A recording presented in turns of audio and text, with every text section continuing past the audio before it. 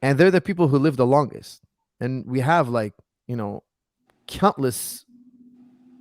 We have an abundant amount of data to prove this. Countries that eat low levels of and high levels of live for a very long time and they're lean.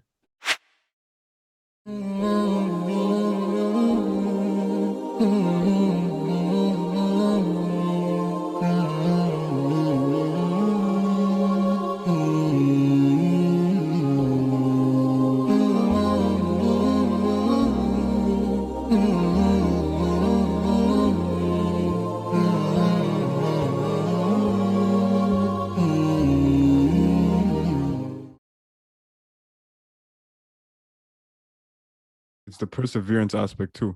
Like we're more willing to stick through with things that we set out with an intention.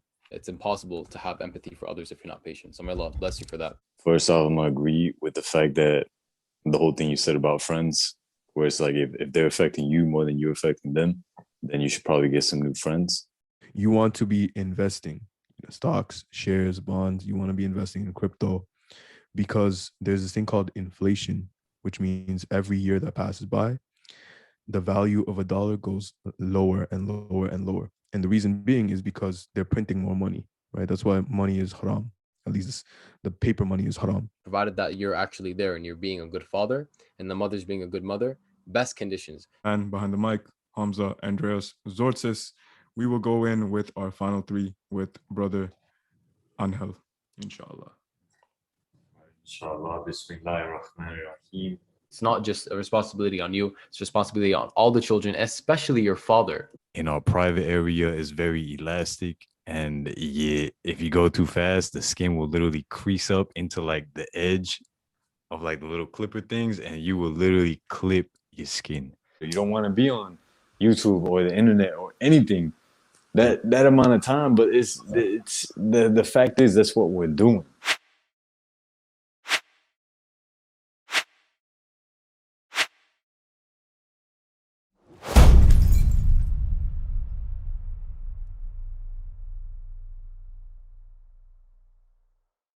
Assalamu alaikum. Welcome to the realest podcast in the dunya with the three Muslims. Assalamu alaikum. Walaikum assalam.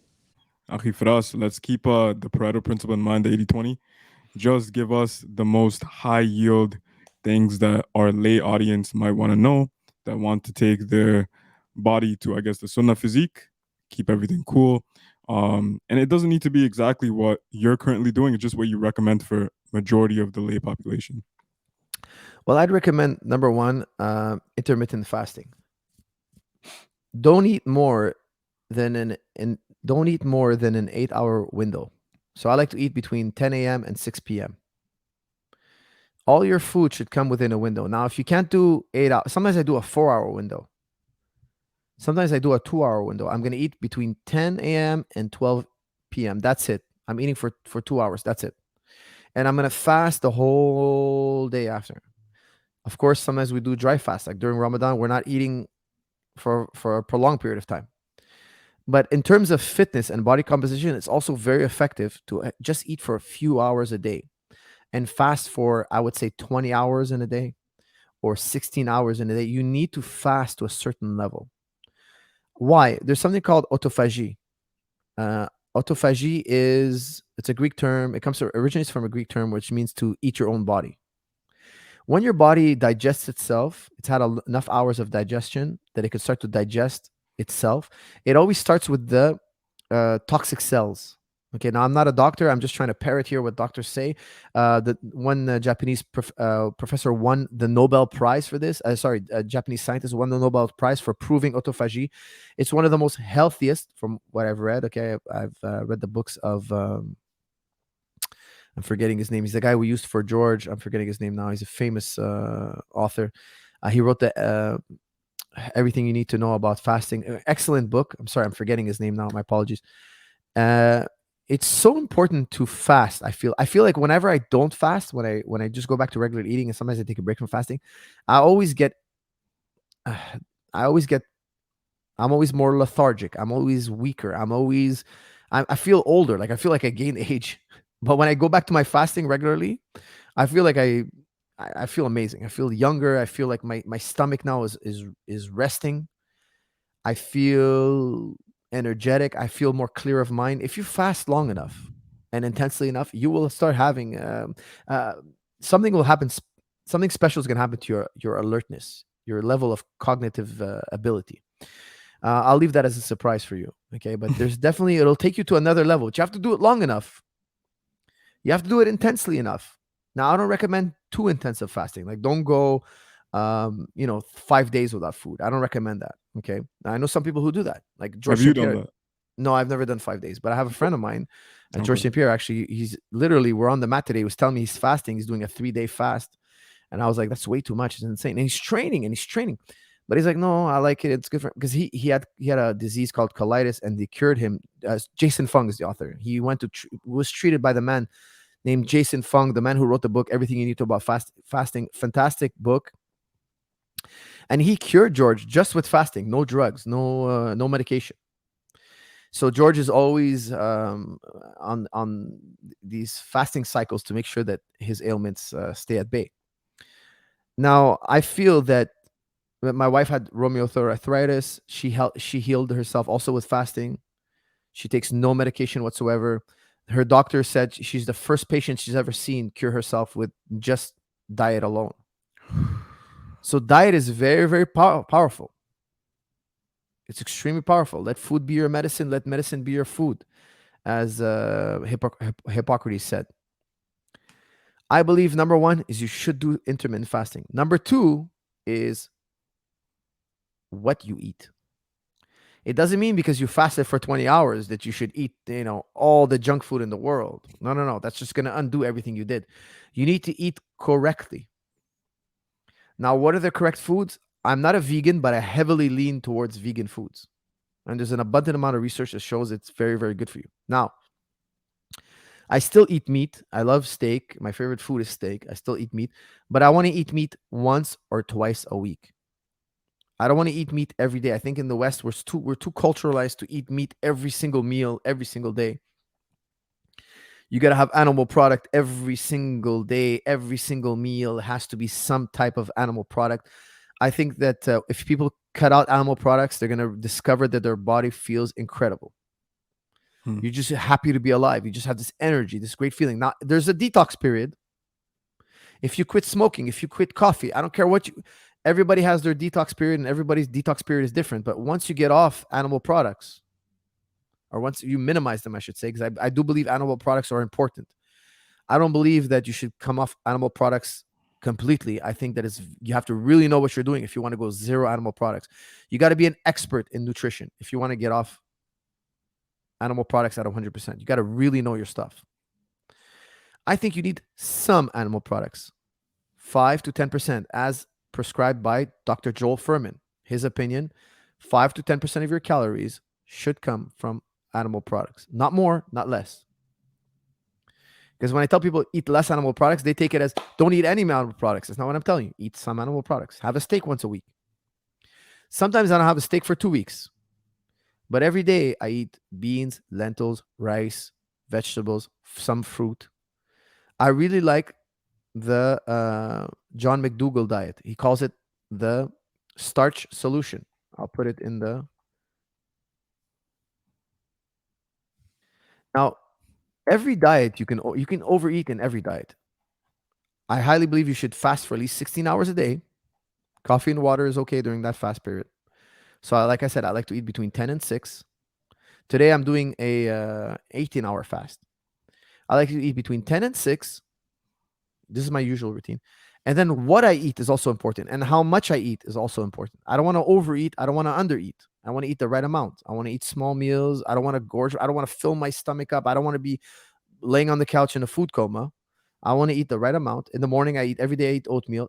In the afternoon, I eat high protein rice. So like brown rice mixed with wild rice. So it has high protein. I eat chickpeas or lentils or some kind of a bean, some kind of legume, with vegetables often as well, a little bit of fruit. And I eat once in a while, I'll eat a piece of flesh. I'll eat fish, or I'll eat shrimp, or I'll eat some kind of chicken sandwich or something like that. Does this include eggs? I love eggs. One of my I could eat eggs every single day. I don't eat eggs every single day, but eggs is one of the greatest, most enjoyable foods. However, I limit them. I have them once a week, once every 2 weeks. I think every single person in the audience right now has the same question. What about the 1 gram of protein per pound of body weight every day?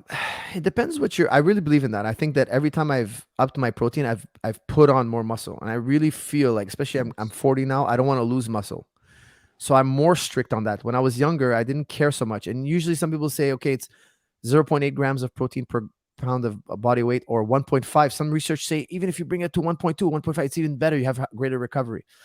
I question the long-term effects of that. You know, does it harm you in the long term? But I did definitely, in my own personal experience, feel the difference that when I have an adequate amount of protein, that's what I was telling you, I eat a high protein rice. I buy a rice that's a mixture of wild rice and brown rice, and that's high protein.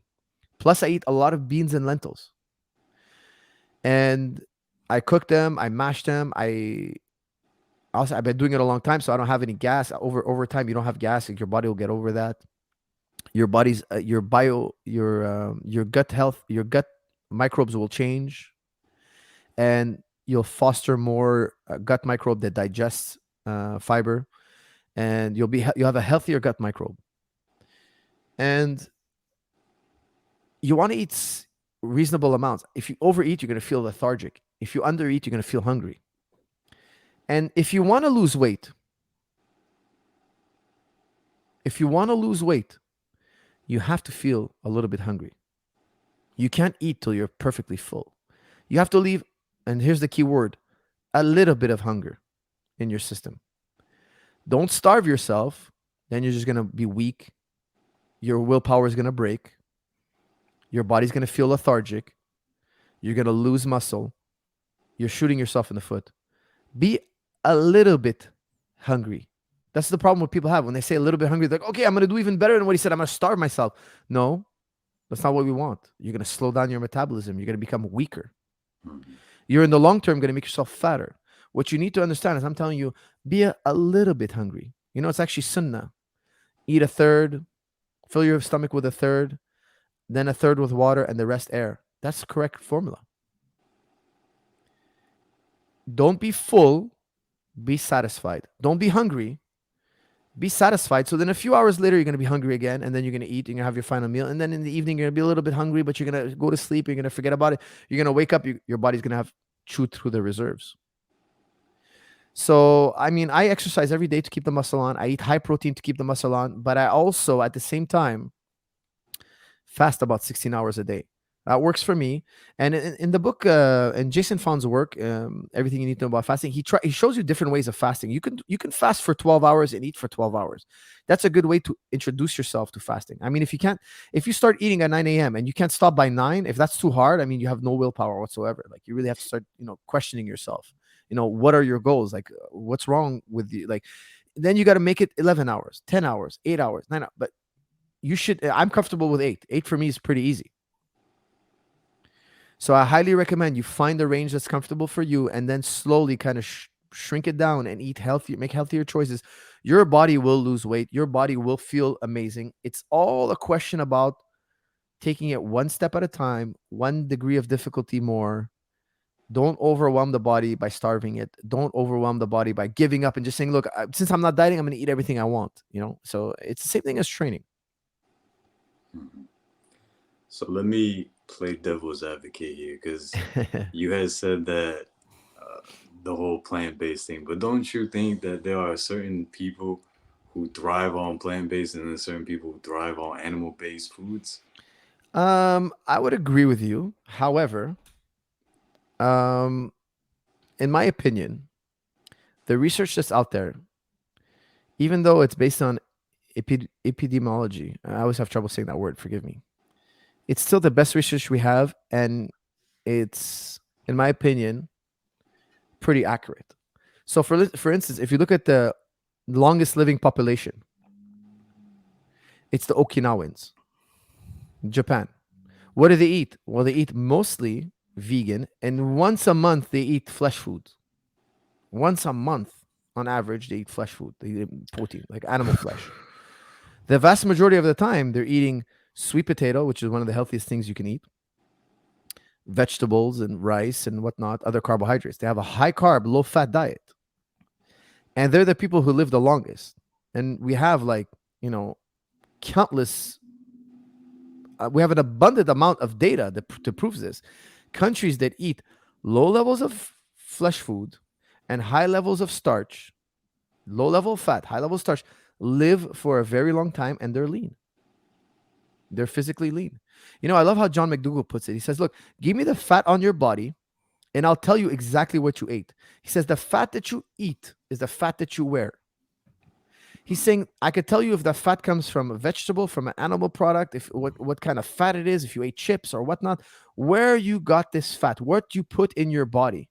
Why? He says if you have an abundance of calories, at the end of the day, your body stores fat more easily as fat than it does carbohydrates as fat. So there's a process where the body could take carbohydrates and turn it into fat. But he says, look, it's very difficult for the body to do that. It takes 30% of the calories consumed to turn carbohydrates into fat. Your body much rather turn fat that you consume into fat on your body. So I guarantee you, if you raise your carbohydrates and you lower your fat and you eat the right amount of calories, you also have to not overeat. Okay? You will be physically lean. And being physically lean is the number one health indicator.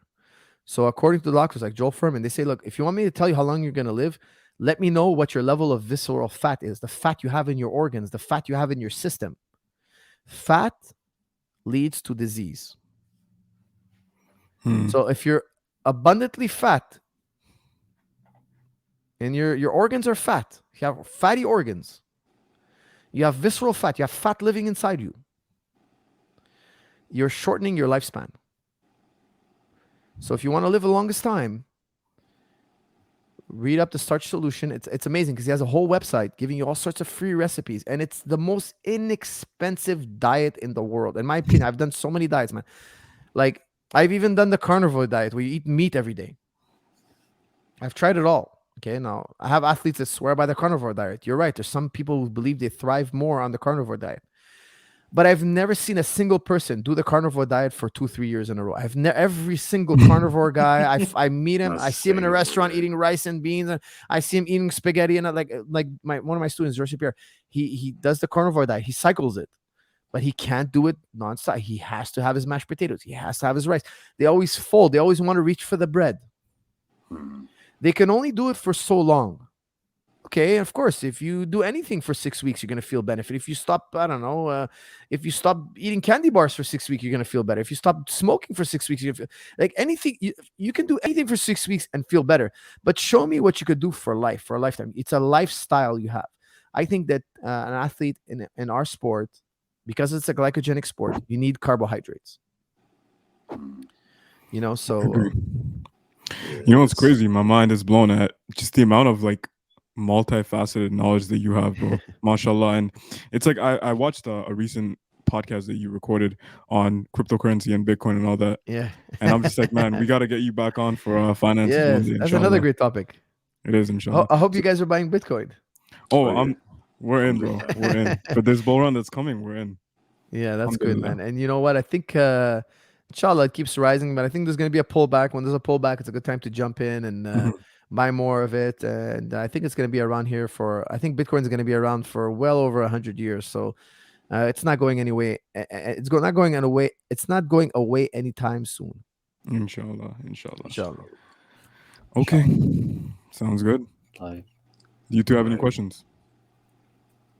I have one that's been on my mind, but it's so far gone. But I'll ask anyways, inshallah. Go for it. So I often hear that people with lots of muscle mass, that muscle mass affects them in their performance in physical combat sports. Would you say that's true, or is there only once you get to this level, it really affects it? I think it can be true. Doesn't mean it is true. I always tell people, do the sport and let your body decide how much muscle you need. Mm-hmm. Because the guy who goes and he wants to create hypertrophy, he's bodybuilding 4 or 5 days a week and he's taking steroids to balloon up his muscles. There's a point of where there's too much muscle that your oxygen system, your body cannot, your cardiovascular system cannot produce the oxygen that these muscles need. You know, you're not able to maintain them in this endurance. So for instance, imagine I was telling a marathon runner, hey, I want you to bulk up and go running. I want you to bulk up 5 days a week. And he's like, wait a second, I have to carry all that muscle around I have to carry it with me the whole way, all the way to, let's say you're doing a 100-kilometer race. There's a point where that muscle now is a detriment. There's too much muscle. So the same thing with boxing.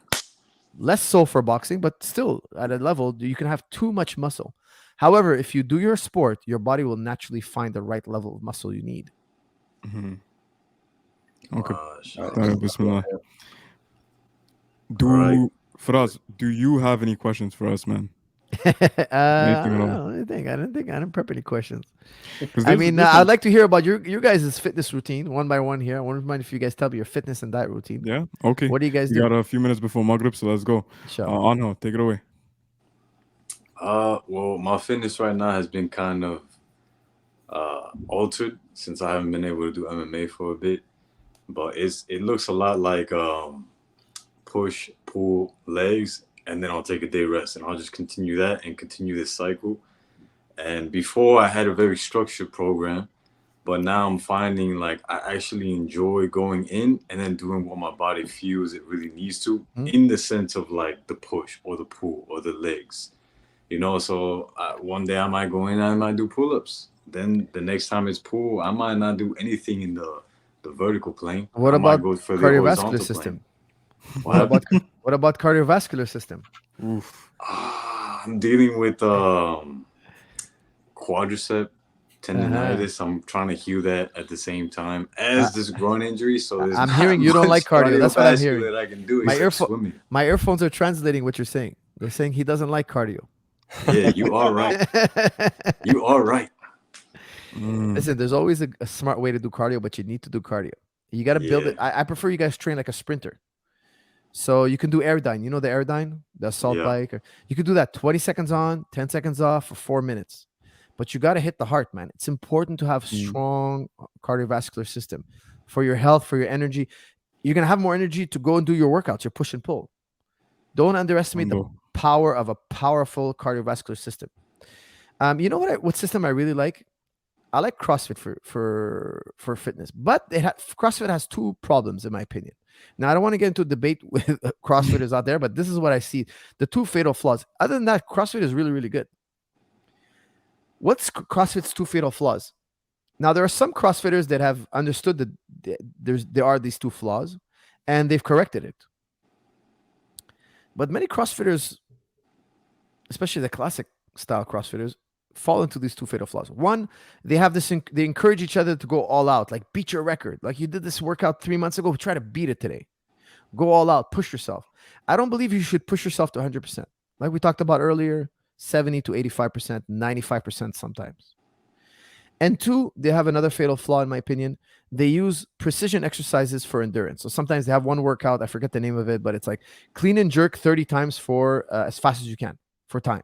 So clean and jerk for time. Do it as fast as you can. Well, if you try to clean and jerk 30 times, it's a hell of a workout, that's for sure. But you're gonna cut the corners. You're gonna compromise your form to shave off a few seconds. And guess what? You're gonna injure yourself. You're very likely to. People don't know this, but CrossFit has a high level of dropout for injury. There's a high level of injury in CrossFit.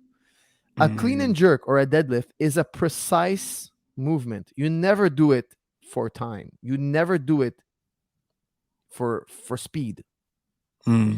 Power exercises are to build power. Never try to use a power exercise to build endurance. So you want to build endurance today? Use the Airdyne machine. That makes sense. Use the row machine. Use the track. Use the treadmill. Don't use the deadlift to build endurance. So they're using power exercises or strength exercises to build endurance. Don't. Squats have to be done perfectly. You have a scalpel on one hand and you have a chainsaw on the other. Don't confuse the scalpel for a chainsaw.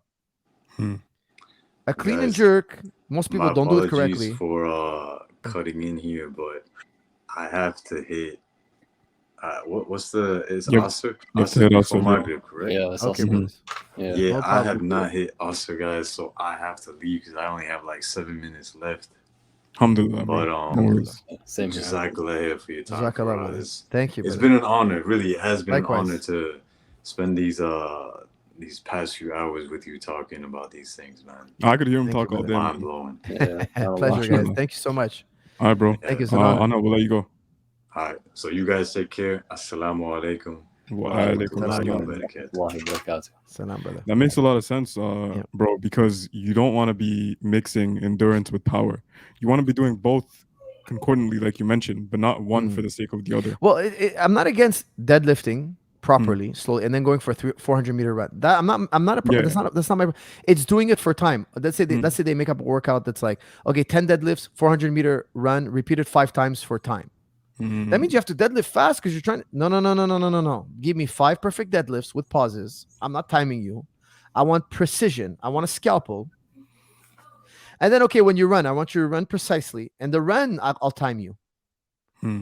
But don't time the deadlifts. Don't time the clean and jerks. Don't time the bench press. Everything has to be done precisely, perfect. I'm building strength here. It's okay to surprise your body with some endurance work mixed with power work. Just don't turn the power exercises into endurance exercises. This, in my opinion, is a big problem. It should be addressed. But I love the novelty of CrossFit. Like, you can look at a CrossFit website and say, hey, I'm motivated to do that workout tomorrow morning. I'm going to do it. I'm going to modify it to what I like. But I like the spontaneity of it. Okay, today we're swinging kettlebell. Tomorrow it's push-ups and pull-ups. Tomorrow, I like it. I really like it. I think it's fun. Like, I make my own CrossFit workouts, but I never go 110%. I always go the right level, and I never confuse a scalpel for a chainsaw. Rowing machine is a different purpose than the barbell. Okay, so if I'm doing a plyometric, I'm not going crazy and killing I never compromise form. I never use a power or strength exercise for endurance. I use them, and I can mix them with an endurance workout, sure. Like, you can do 20 kettlebell swings perfectly, properly, and then get on the Airdyne bike for, I don't know, whatever your goal is, maybe 5 minutes, and do intervals. That's fine. Just don't rush through a clean and jerk or pull-ups, or do them properly. You won't injure yourself, and you'll get fitter than they are. But I love the mix. I love the novelty, because I'm not trying to get good at fitness. You know, I love the fact that they mix gymnastics, track and field, powerlifting, strength, powerlifting, Olympic lifting. I really like these things.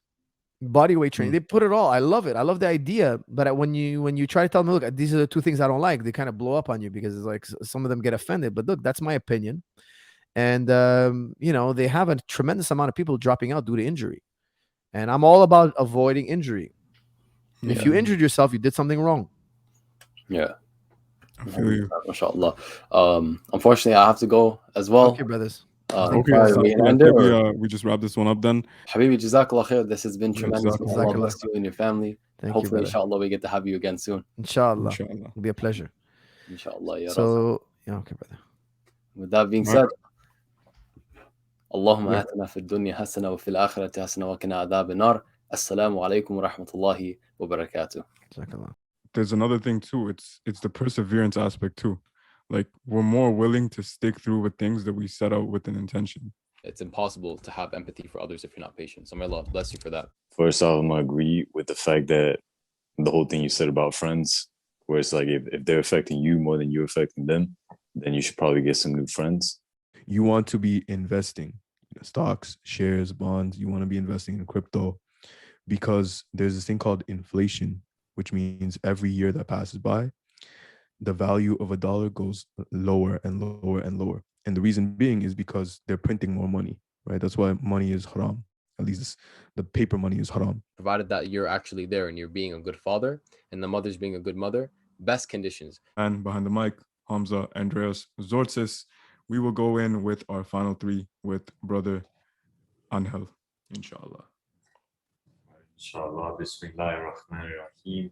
It's not just a responsibility on you, it's responsibility on all the children, especially your father. In our private area is very elastic, and if you go too fast, the skin will literally crease up into like the edge of like the little clipper things, and you will literally clip your skin. You don't want to be on YouTube or the internet or anything that amount of time, but it's the fact is that's what we're doing.